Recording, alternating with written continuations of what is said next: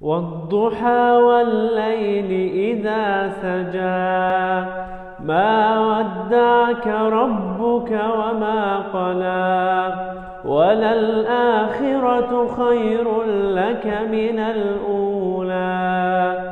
ولسوف يعطيك ربك فترضى ألم يجدك يتيما